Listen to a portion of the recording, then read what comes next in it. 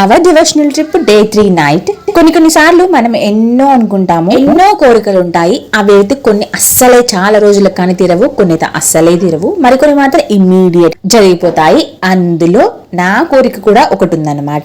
నేనెప్పుడు అరుణాచలం స్వామిని దర్శనం చేసుకుంటానో అనితే కళ్ళకనేదాన్ని, కానీ ఇంత త్వరగా నా కోరిక నెరవేరుతుంది అని అస్సలు నేను ఊహించలేదు. అరుణాచలంలో రాత్రి సమయంలో గిరి ప్రదక్షిణ చేస్తూ తీసిన వీడియోలు అయితే ఇవి. ఎంత ప్లెజెంట్ గా, ఎంత బాగుందో అరుణాచలం.